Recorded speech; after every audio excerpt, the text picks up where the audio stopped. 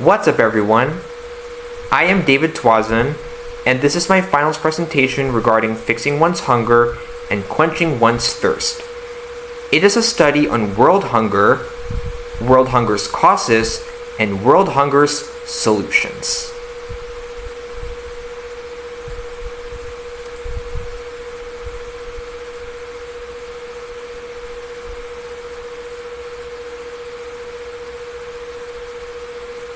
To start, as you can see, this study mainly focuses on world hunger, especially here in the Philippines. In this study, we learn about hunger's positives and negatives and issue resolving solutions. So that means we will be learning about the definition of world hunger as well as an advanced understanding of it, and we will also learn about its pros and cons, although technically speaking, world hunger does not have pros, but we will delve into that later. And we will also talk about the resolving solutions on world hunger, because every issue has a solution. And world hunger is one of those issues, so we will delve into that later on. And before I proceed, let me remind you that target audiences, as well as their thoughts on this project, will be embedded. So, without further ado, enjoy.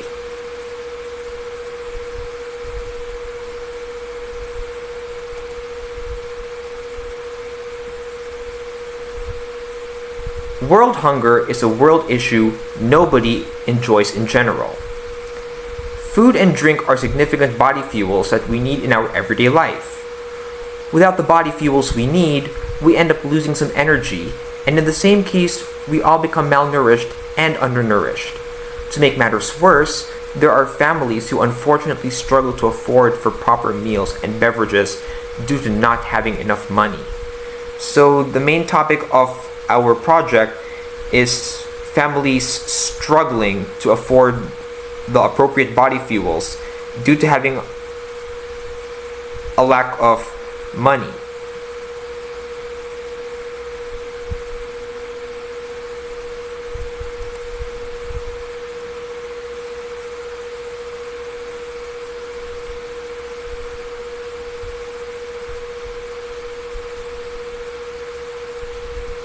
As stated earlier, interviews were conducted.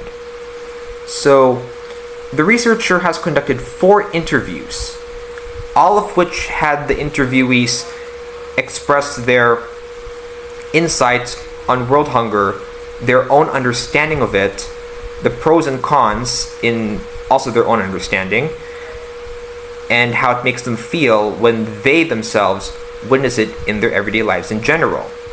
Furthermore, they managed to express their own solutions on how to put a stop to world hunger.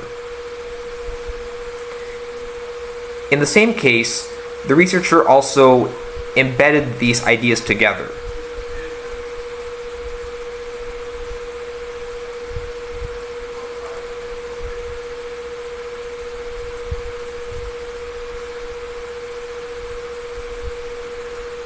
And as you can see here, this is an empathy map.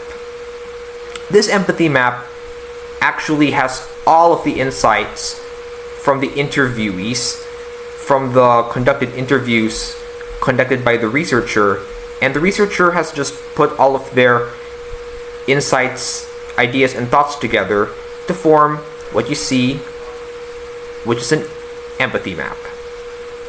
As you can see, all of the ideas from the interviewees have been compiled to form the empathy map.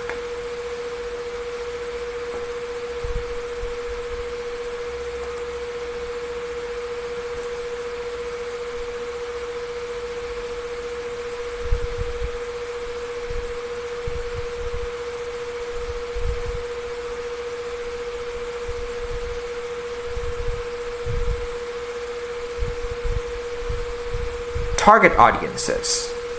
So, of course, every issue and project that goes along with it has a target audience. And that target audience has to be parents, as well as children in the same case, both of which usually have enough food to last them a lifetime.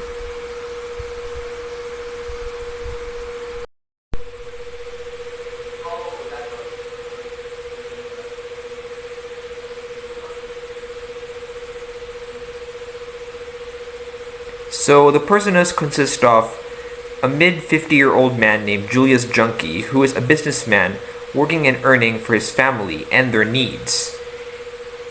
The other persona is his son, James Junkie, 18, who also works for his family, which is in an office below the apartment. And the mother, whose name is Lacey Junkie, she is the wife of Julius and the mother of James, and just like Julius, she's also in her mid-50s, and she worked as a businesswoman, providing for her family.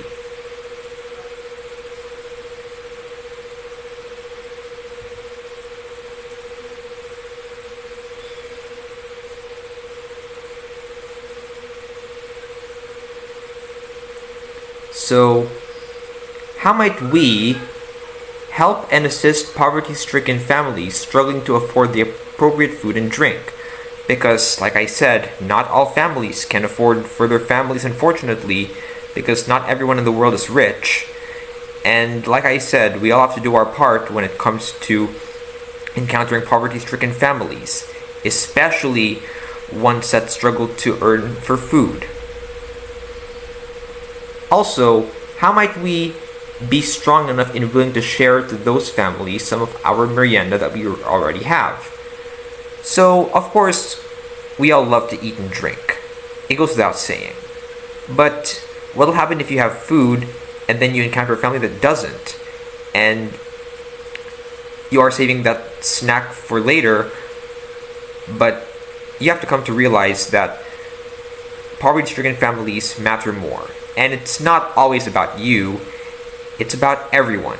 So, sorry that we cannot be selfish when it comes to these situations, but sometimes we have to give up something that really means a lot to us, even if it hurts. And how might we work hard to earn enough money to buy meals and beverages to those who do not have so? So yes, not everyone can earn, but we can earn for them.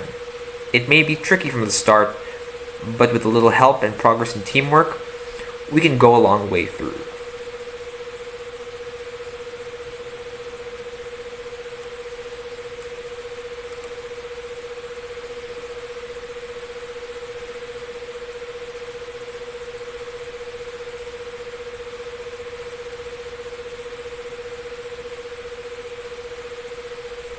Now, the main objectives of this project mainly rely on explaining the many reasons why families struggle to afford for food and drinks. In addition, it also includes having to state the negative impacts of world hunger and, thankfully, identifying the many different ways to stop the hunger here in our country. Talking about the theoretical framework, the artwork that you'll be seeing on the next slide draws inspiration from the adult animated sitcoms Mission Hill and Paradise PD.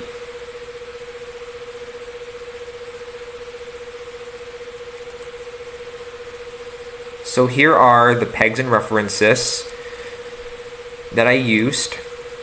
So the apartment sketch was inspired by Mission Hill from this green cap, as I had mentioned in the previous slide.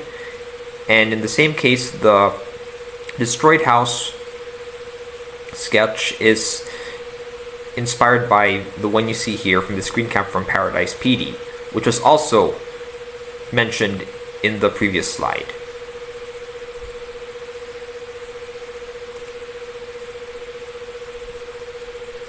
So here are the prose names of my film, which is Hunger and Thirst, Go Away, Food and Drinks Are Here to Stay. And we have here the blueprint and plans. It's a story of the junkies having to work simultaneously for the poor family and themselves. And they work together so that the working will not be overwhelming or difficult. The story flow is, yes, like I said, the junkies struggling to work for 2 issues at once, because it's not easy to work for more than one thing, right? And the character sheets of the junkie family, the sample layouts or moment boards, and the target distribution channel, that being YouTube.